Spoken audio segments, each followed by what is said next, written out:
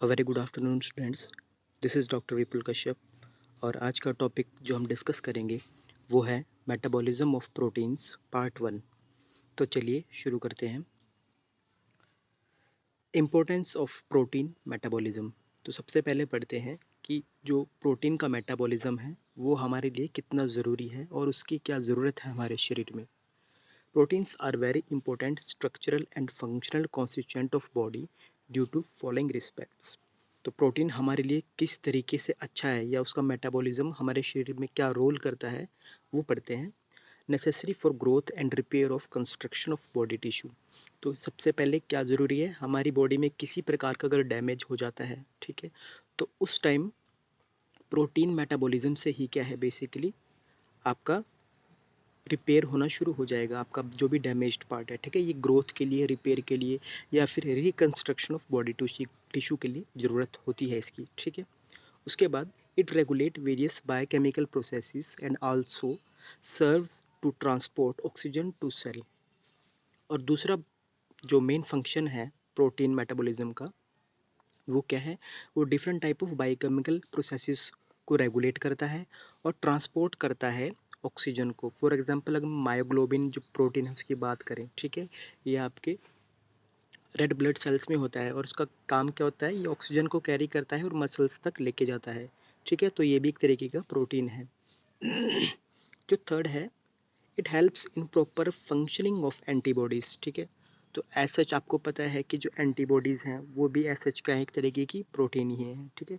तो अगर अच्छे तरीके से प्रोटीन का मेटाबॉलिज्म होगा तो ऑब्वियस सी बात है कि प्रोटीन का भी अच्छे तरीके से फंक्शन होगा। उसके बाद बात करते हैं, all protein contains amino acid which are linked to each other by peptide bond. So metabolism of protein is essentially of amino acid. आप सबको पता है कि जो प्रोटीन्स हैं बेसिकली क्या है वो, they contain amino acid which are linked to each other by peptide bond. ये प्रोटीन है, मान लीजिए प्रोटीन बेसिकली किस चीज़ के बने होते हैं, अमाइनो एसिड के, ठीक है। अमाइनो एसिड, और अमाइनो एसिड किस चीज़ से लिंक करते हैं, पेप्टाइड बॉन्ड से। अब यहाँ देख सकते हैं आप, ये दोनों है बेसिकली, ये प्रोटीन के स्ट्रक्चर हैं, ठीक है। ये जनरल स्ट्रक्चर ऑफ प्रोटीन है, ये मेंशन है, ठीक है। और ये भी दूसरा प्रोटीन है और ये आपस में जो जिस बॉन्ड से जुड़ेंगे उसको बोला जाता है पेप्टाइड बॉन्ड। जनरली देखा जाए तो क्या क्या रहता है एक प्रोटीन के पास, एक कार्बन है, एक हाइड्रोजन है, एक क्या है, कार्बोक्सिलिक ग्रुप है, एक अमाइनो ग्रुप है और एक सिंगल हाइड्रोजन है। यही सेम चीज़ आपको इधर मिलेगी इस पूरे स्ट्रक्चर पर, ठीक है। और ये दोनों आपस में किस तरीके से कनेक्ट होंगे, बाय कंडेंसेशन रिएक्शन H2O निकल जाएगा और ये अमाइड बॉन्ड, पेप्टाइड बॉन्ड आपका बन जाएगा यहाँ पर, ठीक है। तो यही क्या है आपका peptide bond formed by the joining of to amino acid, जो कि प्रोटीन बोला जाता है, ठीक है। उसके बाद alpha amino acids are derivatives of carboxylic acid obtained by replacing alpha hydrogen atom by amino group. अब एक टर्म आती है कि अल्फा अमाइनो एसिड किसको बोला जाता है। तो बेसिकली अगर यहाँ देखें आप, इस कार्बन को अल्फा कार्बन बोला जाएगा, ठीक है। तो alpha amino acids are derivatives of carboxylic acid. तो अगर इसको बात करें, इसको देखिए, ये क्या है बेसिकली, ये डेरिवेटिव ऑफ कार्बोक्सिलिक एसिड है, CH3COOH, ठीक है, डेरिवेटिव ऑफ कार्बोक्सिलिक एसिड है, सिंपल सी बात है। और ये जो कार्बन है ये इसका फर्स्ट है अल्फा कार्बन, ठीक है। तो ये इसका अल्फा कार्बन हुआ, तो अल्फा हाइड्रोजन कौन सा हुआ, हाइड्रोजन कौन सा हुआ इसका, यही इसका अल्फा हाइड्रोजन है। और फर्स्ट कार्बन इसका ये आपका अल्फा कार्बन हुआ, ठीक है। तो अब डेफिनेशन क्या हुई, alpha amino acids are derivative of carboxylic acid, okay, ये डेरिवेटिव है कार्बोक्सिलिक एसिड का, ऑब्टेन्ड बाय, और कैसे ऑब्टेन्ड होते हैं, by replacing alpha hydrogen atom. अब अल्फा हाइड्रोजन एटम कौन सा था, ये वाला, ठीक है। इसको रिप्लेस करेंगे किससे, अमाइनो ग्रुप से। अगर इस हाइड्रोजन की जगह अमाइनो ग्रुप आ जाए इस पर, ठीक है, तो इसको क्या बोला जाएगा, अल्फा अमाइनो एसिड। अब देखिए यहाँ पे ये आ गया ना, रिप्लेस हो गया। इसी तरीके से ये अल्फा अमाइनो एसिड के नाम से जाने जाते हैं। अब बात करते हैं सोर्सेज ऑफ अमाइनो एसिड की।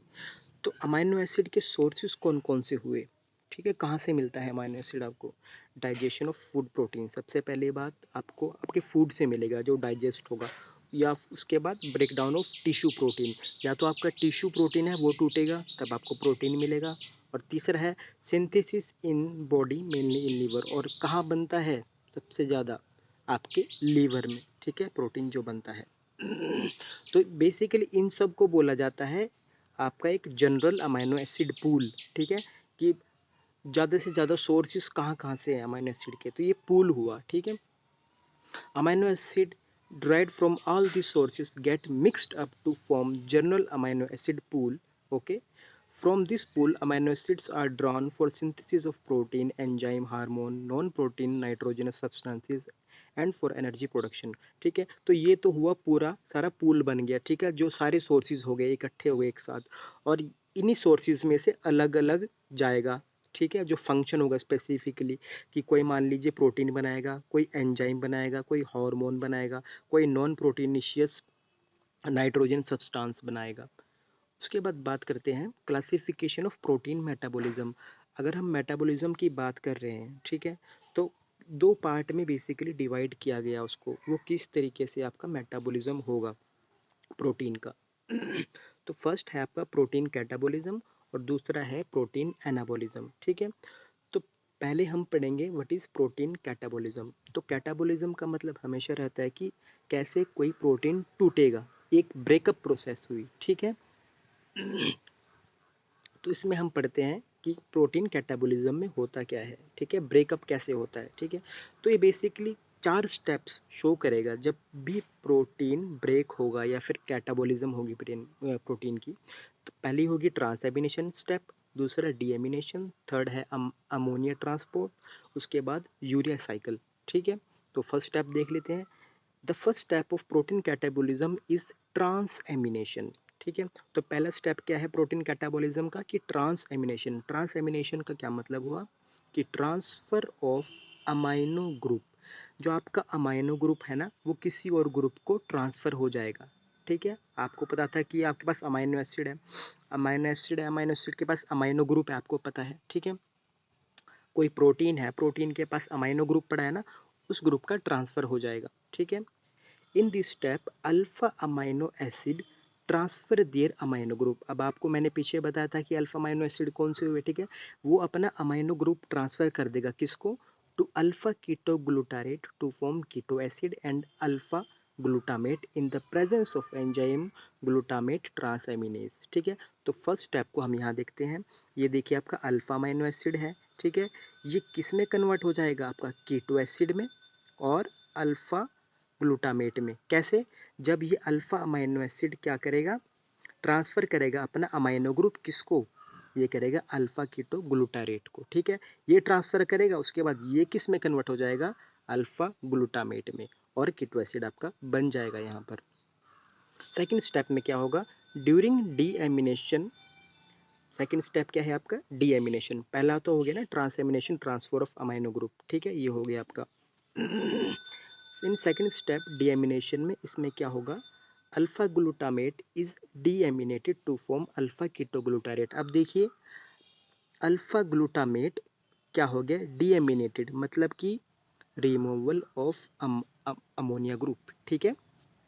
NH3 ग्रुप निकल चुका है यहाँ से, देखिए निकल चुका है, अल्फा ग्लूटामेट में से NH3 ग्रुप निकल चुका है, और ये क्या बनाएगा, अल्फा कीटो ग्लूटारेट दोबारा वही बना देगा। ये साइकिल ऐसे ऐसे चलती रहेगी। देखिए पहले क्या था, ये ऐसे ज्वाइन हुआ, अल्फा ग्लूटामेट बनाया, फिर ये दोबारा से अल्फा कीटो ग्लूटारेट बना जाएगा और अमोनिया यहाँ से निकल जाएगा। इसी को तो बोलते हैं डीएमिनेशन, ठीक है। उसके बाद क्या हुआ आपका, और ये जो आपकी जो रिएक्शन हुई ये वाली, ठीक है, किसके प्रेजेंस में हुई, ग्लूटामेट डिहाइड्रोजिनेज, ठीक है। और ये जो रिएक्शन हुई आपके अल्फा अमाइनो एसिड से अल्फा कीटो एसिड जो आपका बना, ठीक है, ये तो ये किसके प्रेजेंस में हुआ, ग्लूटामेट ट्रांसएमिनेज के, ठीक है। उसके बाद जो थर्ड स्टेप है आपका, ठीक है, in third step ammonia formed in the above reaction is carried to liver. अब देखिए थर्ड स्टेप में क्या होगा, आपका अमोनिया का ट्रांसपोर्ट होगा। ये जो अमोनिया निकला था ना, ये अब कहाँ जाएगा, लीवर में जाएगा। तो यही आपका थर्ड स्टेप में होगा, ठीक है। अब फोर्थ स्टेप जो मैंने यहाँ पर भी मेंशन कर दिया, इसको यहाँ अलग से मेंशन करूँगा मैं। In fourth step occur in liver air ammonia combine with carbon dioxide to form urea. अब क्या होगा, ये अमोनिया CO2 के साथ मिलेगी कहाँ, लीवर में जाके, और ये क्या बनाएगी, आपका यूरिया। ठीक है, और किसके थ्रू बनाएगी, with help of urea cycle. ठीक है, ये अमोनिया और CO2 कहाँ मिल जाएंगे, यूरिया साइकिल में, और यूरिया बना देंगे, और ये यूरिया आपके यूरिन के थ्रू एक्सक्रीट हो जाएगा आपकी बॉडी से। ठीक है, तो यही अलग अलग स्टेप मेंशन करके बताए गए हैं कि भी किस तरीके से प्रोटीन कैटाबॉलिज्म के थ्रू आपका प्रोटीन टूट रहा है या फिर प्रोटीन मेटाबॉलिज्म हो रहा है, कैसे, transamination, deamination, ammonia transport and urea cycle. तो ये 4 स्टेप्स हैं जिसमें अलग अलग एंजाइम्स हैं। ठीक है, जिस तरीके से थर्ड स्टेप में ग्लूटामिन सिंथेज एक्ट कर रहा है, ये एंजाइम देख लेना आप। ठीक है, तो आई होप आपको छोटा सा टॉपिक समझ आ गया, और ये पहले भी मैं पढ़ा चुका हूँ protein metabolism, sorry, protein journal protein के बारे में, तो ये भी आपको समझ आ ही गया होगा। आई होप आपको ये टॉपिक समझ आया। Thank you.